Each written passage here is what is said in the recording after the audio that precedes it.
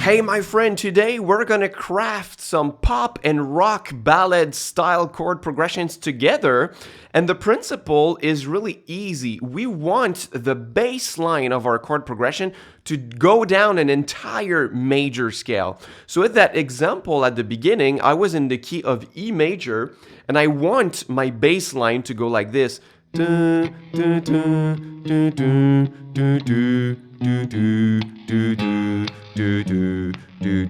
So an entire E major scale down.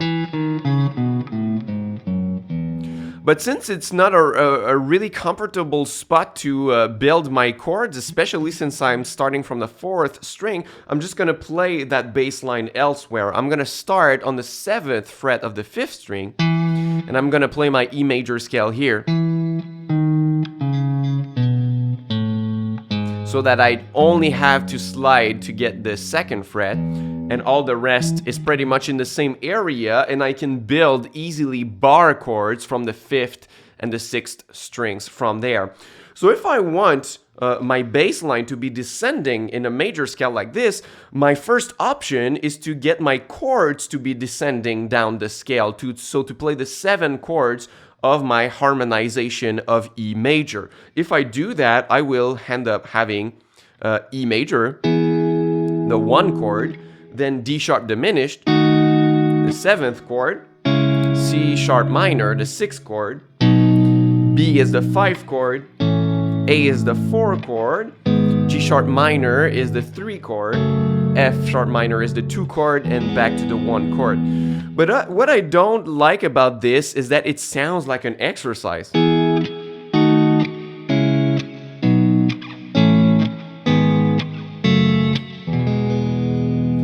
So it sounds good, but we could make it better. So what many composers are doing is that they will replace some of these chords with inversions of the fundamental chord, so the 1 chord, and of the 5 chord, since those are the 2 chords that are the most commonly used to create tensions and resolution in a song and to establish a key. We're going to use these chords more, replace some of the chords with them, and use inversions of them.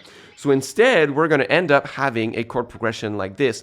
So we start with the fundamental chord, E major, but then we're going to play an inversion of the 5 chord instead of the diminished chord.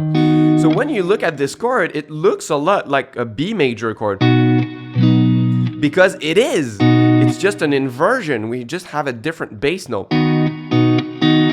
So that is the uninverted version, and that is in the inverted version. So that's gonna make us keep that descending bass line, right? So we go E, the B chord inverted, then we can go to the regular C sharp minor, and instead of playing the 5 chord again, we could play an inversion of the 1 chord by going this way. So you come from the C sharp minor, and you move to get that inversion here. And you can practice that if you want to practice your finger independence. That's really cool, because now the ring and the middle are going to stay in place, and you just change your index and your pinky. So that's a great finger twister to practice here. So really slowly, C sharp minor, and then inversion of E. And actually, I strongly recommend to practice that by playing finger picking. If you're strumming with a pick or using a pick, you would have to mute other strings, and that's going to get more complicated. So you could use finger picking instead.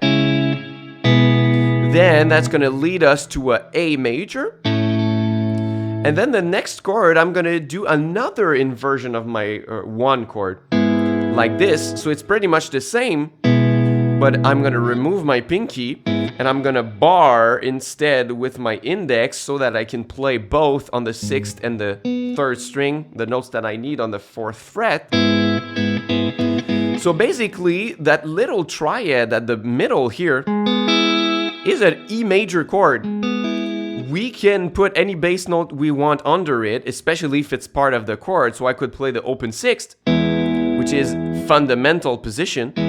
If I play this one, it's inverted on the third of the chord, and if I play the 7th fret, it's inverted on the 5th of the chord, so I can play any of those that I want. So we take advantage of that a lot inside of the chord progression. So from this one, we go down to F sharp minor, the 2 chord, and just to wrap things up, I'm gonna play a 5 chord again because it leads back and creates a tension that leads to the root chord at the end. So I'm actually going to play a dominant 7 sus4 version to me, which is more comfortable than a full bar chord. So I'm gonna play B dominant 7 sus4, and then I'm gonna push my pinky to resolve on the regular dominant sus4.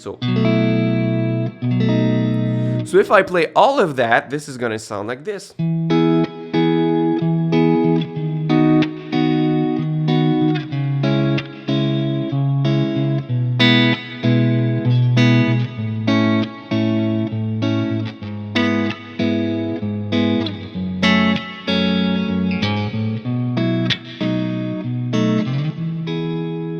And you see what I did there on the F sharp minor chord. Since our logic is to have a bass line that goes through the scale in order, I said, why not going back up? So I played F sharp minor and then this 4th and 5th fret on the 6th string until I reached the B for my B sus4, right? So 2, 4, 5, 2 on the 5th string.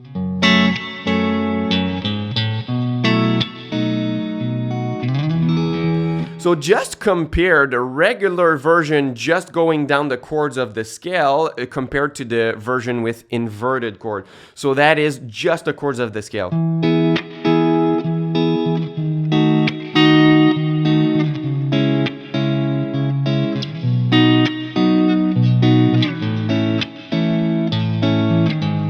I especially don't like the 3 chord right here. But now the inversion.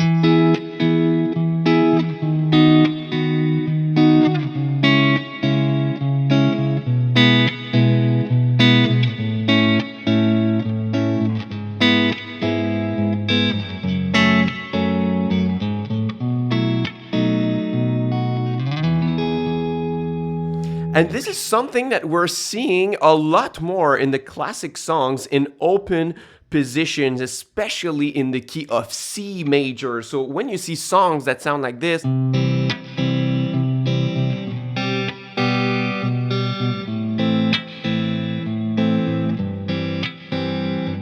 like the Claptons, the Kansas, the Beatles, I mean, there are so many like this. This is exactly the same principle. We are in the key of C major, so we play the fundamental chord, then we play an inversion of the 5 chord. So that is a G chord, but we just remove the note at the bottom on the 6th string to get that inversion. Then we play the 6th chord, then we play a different bass note, which in fact is an inversion of the 1 chord. It's like the C chord, but you replace the 3rd fret on the 5th string for the 3rd fret on the 6th string, and it's the same principle. So whether you do it in closed positions with bar chords or here, this is exactly the same thing. We go down a major scale here. And what I like to do is to play it with spread triad shapes like I did at the beginning, because you have less notes to play and you have more freedom and more space to add some embellishments like I played like this.